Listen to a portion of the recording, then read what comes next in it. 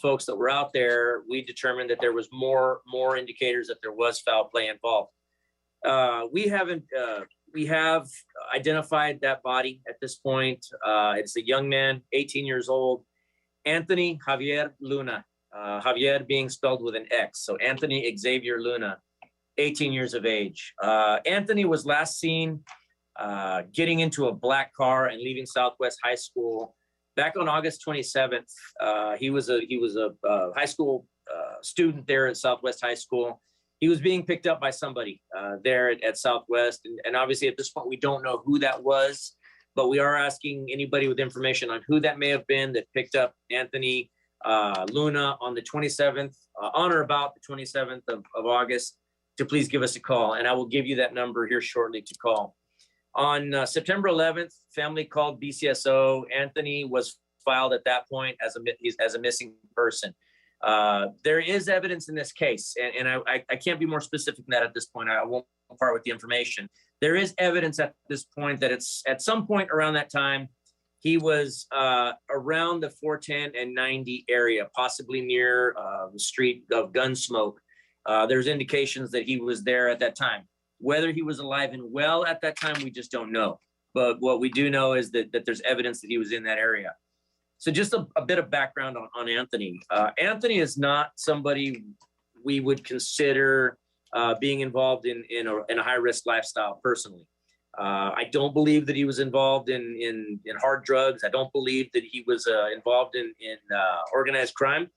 All indicators are that this young man was described to us as a homebody. He was into gaming. He was described as a good kid that had his life together. He was in an engineering program at Southwest High School and was what I would consider him to be upwardly mobile. He obviously had some plans for his future, and he had his eyes on the prize and was heading toward that.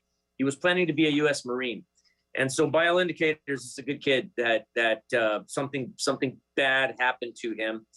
And it's important to us that, again, we believe foul play was involved in this case. And it's important to us to bring the person or persons that were responsible for this to bear for their crime. To take a good kid like that had a whole life ahead of him and leave him cast aside to be literally torn apart and eaten by animals after death is about the most disrespectful thing I can think of to do. And it's important to us to get these people, if they're capable of doing that to a young kid like this, and I believe we're showing you pictures of him and some family members as we speak. If you've got the heart to do that to a young kid that probably didn't do much of anything to anybody, you're willing to do a whole lot worse to other people. And so it's important to us that we get these folks off the street. We're asking for anybody with any information on this case to give us a call, 210-335-6070. Esta tarde nosotros estamos dando más información tocante un cuerpo que fue encontrado el día 5 de diciembre por la carretera Kearney Road en el sureste del condado Bexar. Nosotros, un ranchero se encontró con un cuerpo en su propiedad de él. Nos llamó a nosotros y este cuerpo estaba ya muy descompuesto.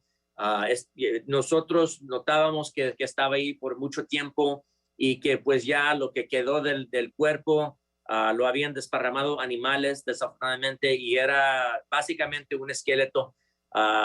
Y nos encontramos ropa en la escena de los hechos. Nosotros logramos juntar evidencia en esa escena de que pues tuvimos éxito en identificar la víctima. Nosotros sabemos ahora que el joven, un joven de 18 años de edad, se llama Anthony Xavier Luna, Javier con la X, Anthony Xavier Luna. Él era un estudiante en la Southwest High School, donde la última vez que lo vieron fue el 27 de agosto. Él se vio subiéndose a un carro negro con unas gentes desconocidas a los que los vieron. Nosotros quisiéramos que si alguien tiene información tocante con quién estaba Anthony, si lo vieron, tenemos evidencia que él estaba en algunos días después de eso en el área de la carretera 410 y 90 por la calle Gunsmoke. Nosotros quisiéramos que si alguien tiene información tocante la muerte de este hombre, este joven, que por favor nos hablen al 210-335-6070 o a cualquier momento también pueden mandar email at bcsotips@bear.org. También es importante decir que este caso, si alguien quiere dar información por recompensa, pueden llamar a Crime Stoppers al 210-224-STOP. 210-224-STOP.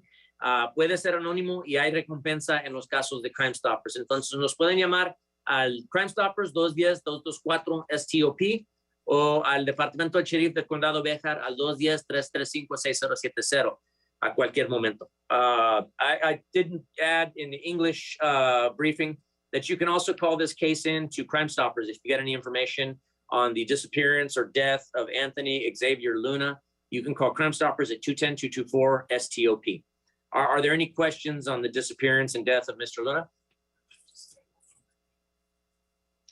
Hi, Sheriff. So do we know, are y'all able to say what his cause of death was, or is that something you're still waiting to determine? Well, we know what we believe, Jacob. We believe there was foul play involved, but at this point, we're not at liberty to say it's a homicide because the ME is who rules on that, and so we're waiting on them to make that final determination. At this point, there's more evidence there that it was a homicide, but again, we're waiting on the medical examiner to make that final determination. But we do feel it's important enough to get out there and let people know that we found we identified the body of this young man, and again, it's tragic that such a good kid was cut down in the prime of his life.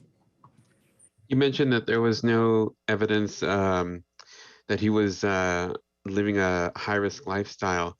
Have you found any other evidence that maybe he was, it kind of to help our readers understand, what we can at this point, was he targeted at random perhaps, or did he have some sort of confrontation with anybody that you know of? No, I don't think there was any sort of confrontation. I also don't think it was a random thing. I think the people that took him and did this to him, I think they knew who they were dealing with, and I knew what they were doing. Whether he knew what they were up to at the time that he got into a car with them remains to be seen.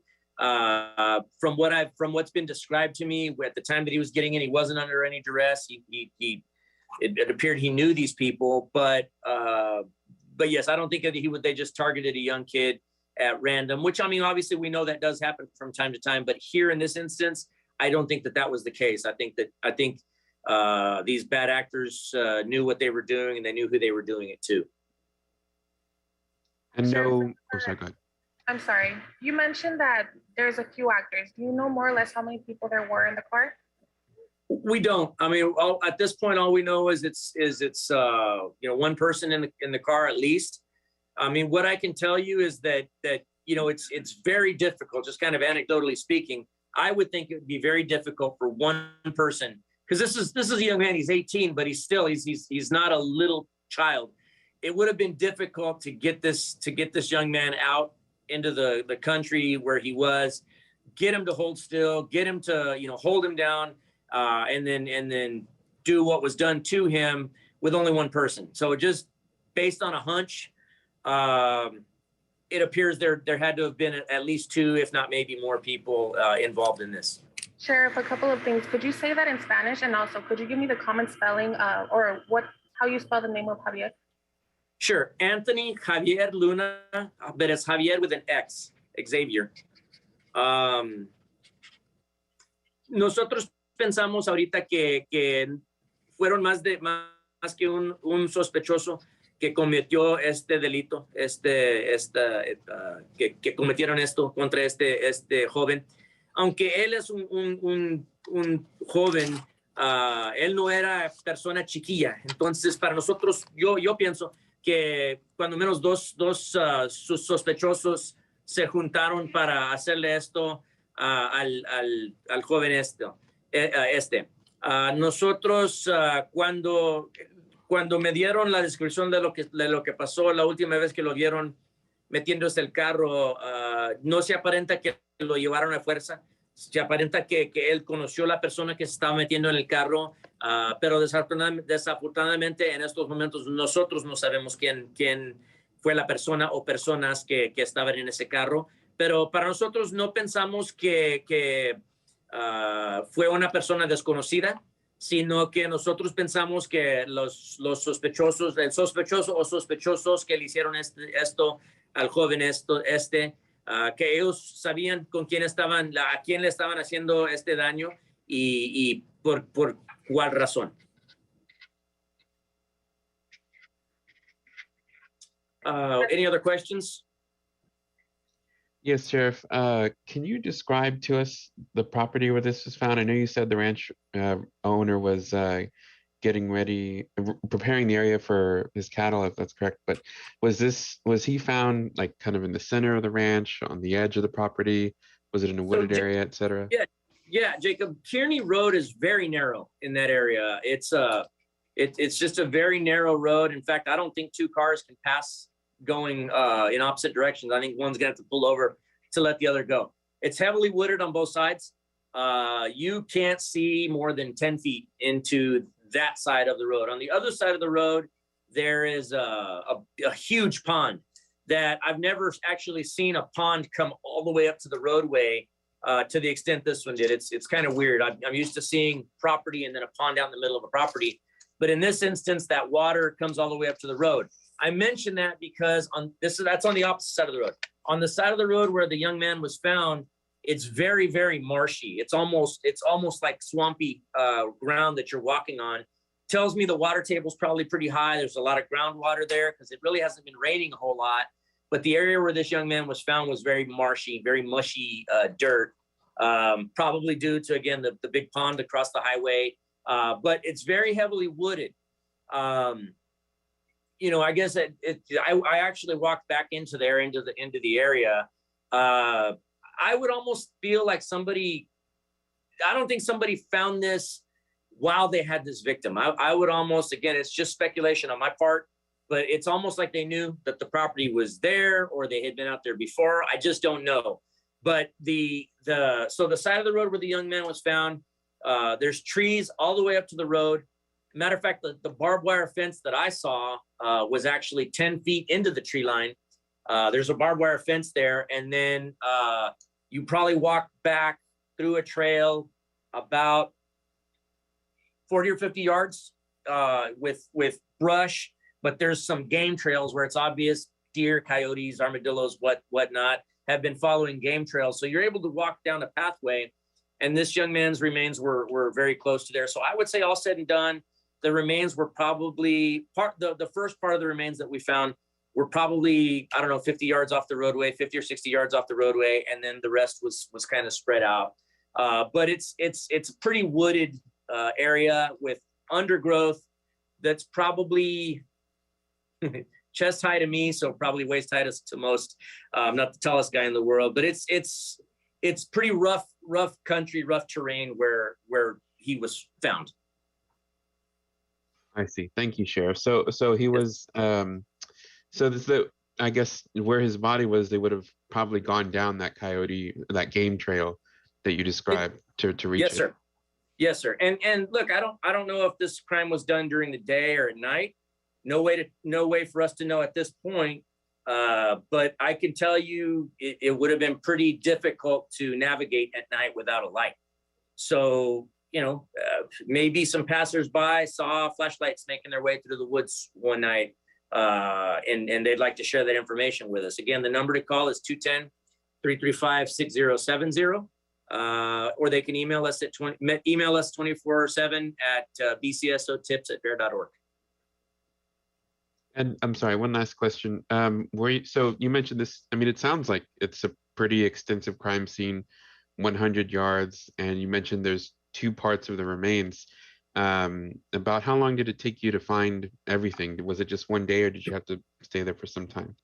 No, there's actually several parts of the remains, Jacob. We found the lower extremities in one part. That was what was initially found. And then we found other body parts, but so Saturday was when the body was initially found, but it's very heavy. I guess not weeds. Well, it's heavy weeds, of course, but then a lot of leaves that have fallen off the trees out there, which we knew that there were probably remains scattered about, and then under probably in some areas 4 to 6 inches of leaves. So we actually called in the game wardens.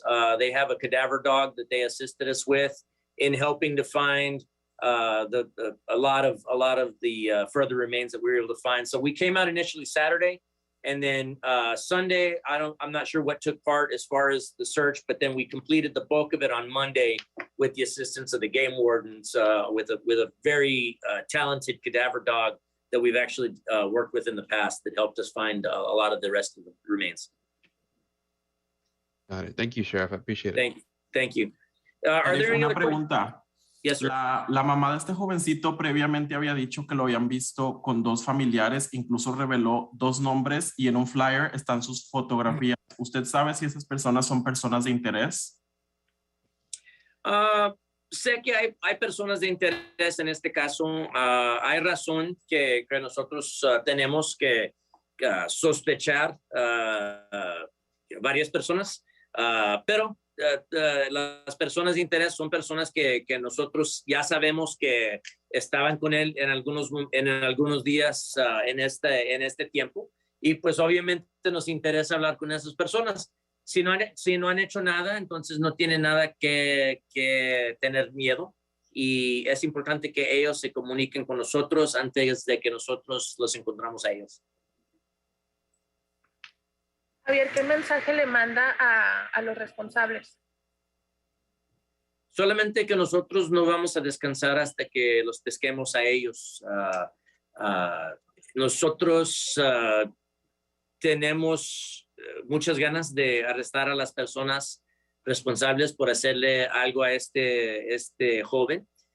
Este joven tenía mucha promesa en su vida. Él ya tenía planes con lo que iba a hacer, y ya esos planes, no nomás para él, pero por su familia, las esperanzas que ellos tenían para él, ya fueron destrozadas con la muerte de este joven. Y es importante para nosotros arrestar a los monstruos responsables por su muerte. I just want to mention as a side note, we've talked about this in missing cases of missing young folks a couple times. Anecdotally speaking, we were just talking that we have seen a slight uptick in missing children here recently. Some runaways, some are runaway cases. Not to say we're not going to be looking for them, of course, but I say that to set up what it is that we're wanting to talk about. We've seen a trend here in recent months, especially, where family members, obviously distraught, concerned over the disappearance of a young child, will put stuff on social media. There are opportunists that will then start contacting the family, claiming to have the child, claiming to have kidnapped the child, and claiming that they're going to kill the child if a ransom demand is not met. Unfortunately, the majority of these, from what we've seen, have been scams.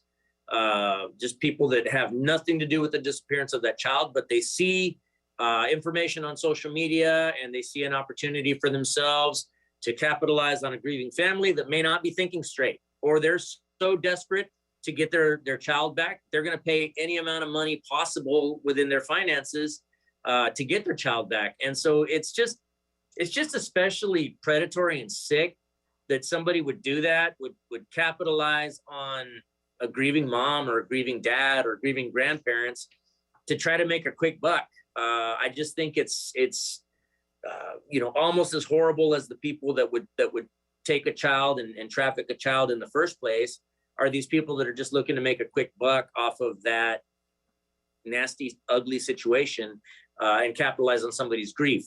Now, I'm not saying this to say don't put anything on social media. If you ever have a loved one disappear, quite the opposite. I think that we should share that information and get it out there and bug any law enforcement agencies that are working on the process to make sure that it stays top of everybody's minds. We want to get these kiddos back. We absolutely should be getting that information out. But just understand that if you get a phone call, if you get an email, it's important to let it's important to let the law enforcement agencies know that, hey, we're being contacted by such and such. Maybe don't put, if I'm able to give a tip, don't put your own number on that flyer. Put that of the handling law enforcement agency on the flyer, so that way you're not getting blown up by these internet trolls that are just looking to make a quick buck. So that would be the only advice I would give, is just realize that as much as we would want to believe, I know I'd be beside myself if one of my children disappeared, and I'd want to cling to any hope of getting them back. And yeah, I mean, obviously, if I'm going to get a phone call from somebody claiming that they've got them, I'm gonna want to do everything in my power to get them back.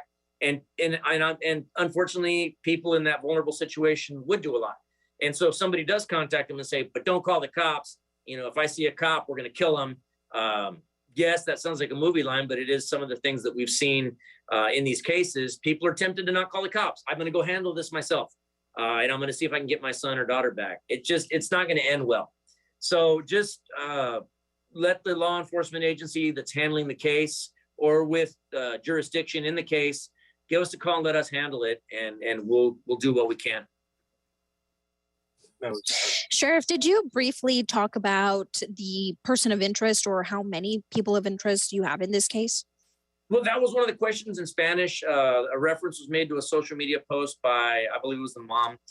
I'll be honest, I'm not familiar with that social media posting, so I wouldn't be able to say, yes, this person and this person are persons of interest. I can tell you that anybody that had any dealings, that we know or believe had any dealings with this young man at or around the time of his disappearance and death, obviously is a person of interest. Doesn't make him a suspect. Those terms are not necessarily interchangeable. It just means somebody we want to talk to. Okay, so perfect example. If somebody saw one of his high school classmates running around with him at, getting pizza later that day, obviously we don't, if we know who this young person is, they were a friend of his from, one of his classes, I wouldn't consider that young person a suspect, but they're a person of interest. We want to talk to them. So I say that to say that, like, anybody that had any dealings that you may know had any dealings with this young man at or around the time of his disappearance or death, we want to know who they are. It doesn't mean that we're going to go out and arrest them, but it does certainly mean that we want to talk to them. No other questions on the death of the young man? There's one other thing that I want to brief everybody up on. Kind of a scary situation, to be quite honest, and concerning. It's a new trend that we've seen. We've seen other law enforcement agencies in the area put out stuff on social media, put out what we call bolos, be on the lookouts for suspects in similar situations. We don't believe necessarily that these rings are tied to each other in any way. But what we've seen is a trend of car burglars that are armed. Car burglary, for the most part, is usually a misdemeanor offense. But now we're seeing where these folks are actually walking around in certain situations, literally, and we've got photos here of at least one of the cases where on one night here recently they hit, I believe, they burglarized 19 vehicles. Some important things to note. These folks are literally walking from house to house, car to car, middle of the night, right down the middle of the street, and they are just brandishing firearms. They're holding weapons in their hands. We don't know. There's several things we don't know. We don't know if those weapons were stolen from maybe one of the cars that they burglarized. We don't know what their intentions are. If those firearms are to shoot somebody that happens to walk out and confront them. We don't know if it's an intimidation thing. I mean, obviously they're up to no good if they're walking around with these guns in their hands, burglarizing vehicles. Another interesting thing to note is that they're concentrating most of their efforts on unlocked cars. And it's unfortunate that in one neighborhood, they were able to successfully burglarize 19 cars that were completely unlocked, completely unsecured. It's a trend that we've seen a lot here recently where, some of the weapons that we're dealing with on the street are being stolen from cars. Otherwise, legal firearms that unfortunately somebody's being careless with it and leaving it under their seat. Maybe they're forgetting that they put it there before they retire for the night, which I would never recommend. I mean, obviously, part of being a responsible gun owner is hanging on to that thing and making sure that it doesn't end up in the hands of a child, first and foremost, or in the hands of a criminal that may turn around and use it against somebody. Here, you all might recall that a couple months back, we had a 4-day time span where we had 3 officer-involved shootings within that 4 days. One of those cases, as you may recall, was an instance where, just like this, suspects were walking around burglarizing vehicles when the deputies not happened upon them. We were called and confronted them, and these suspects began shooting at the deputies. Thankfully, none of the deputies were injured as a result. We were able to make 2 arrests in the case, or 3 arrests in the case, if I'm not mistaken. But again, these were guns that these guys were out burglarizing cars and were armed, and they attacked deputies. If they'll attack deputies that are in a fully marked unit in full uniform, think about what they might do to John Q. citizen that happens to walk out because he hears a bump in his driveway and decides to come out and check it out. So we're just saying this for several reasons. A, lock your vehicles. We are encouraging people to fall into what we call the 9 p.m. routine here and on social media. We call it the 9 p.m. routine. Why? Because it's easy to remember. By 9 p.m., you should remove anything from your car that looks like it could be valuable, because it may just be your gym clothes, right, in an old gym bag. But to a burglar, it may be tempting to open a door and take that gym bag out, because it might be something valuable. So take all your valuables out of the car, lock your car, and then take the keys inside with you. That's in essence the 9 p.m. routine. Very simple in nature. It's nothing complicated. There's no rocket science to it. But unfortunately, we're seeing a lot of this, that people are just leaving their vehicles unsecured. What we've also seen, not in this case in particular, where the 19 vehicles were broken into, but what we're seeing, again, anecdotally hearing about, is that these guys are getting into cars, and if they step on the brake and push the button if it's got a push to start, if it starts, chances are that key fob's in there somewhere that allowed the car to start. They're going to drive off, and they'll figure out where that key fob is later. But again, it's unfortunate that people are leaving themselves so vulnerable to leave their keys in the car overnight. Can't imagine what kind of carelessness it takes or laziness it takes to say, well, I just don't feel like carrying that big old heavy key fob into the house overnight. It's worth it. I mean, look, we all work very hard for our vehicles. It's a huge investment, especially nowadays with the price of cars. Lock it up and take your stuff in for the night. It's just not worth it to lose it. Think about how heartbreaking it would be for you to have your legal gun stolen from your car and then have it used against a first responder or an innocent citizen. The guilt that you carry with you for forever at that point. So just look, it's not worth it. It's not worth it. Lock your vehicles up, take everything of value out of it, and take the keys inside the house with you. Are there any questions on these car burglaries? So what I would say from our perspective, what are we doing? Well, we are certainly increasing patrols in the affected areas. This area here is pretty upscale neighborhood where these occurred. It's over Canyon Crest neighborhood. You know, you think about it, you're a car burglar, you're going to go where it's a target rich environment. You're going to go where there's, you know, a lot of nice cars. And it's not to say that any area of the city or the county has nicer cars than others, but you're going to go, if you can go and you can hit 20 nice cars as opposed to, 2 nice cars in this other neighborhood, you're going to go where it's a target rich environment. And so we are increasing patrols in the neighborhoods that we know are affected. I would say if your neighborhood isn't already doing so, get on an app like the Nextdoor app and talk to each other about common things that you might be seeing in the neighborhood, suspicious vehicles, whatever that might be. Encourage each other to follow the 9 p.m. routine. Use that social media platform to notify law enforcement if and when you see something.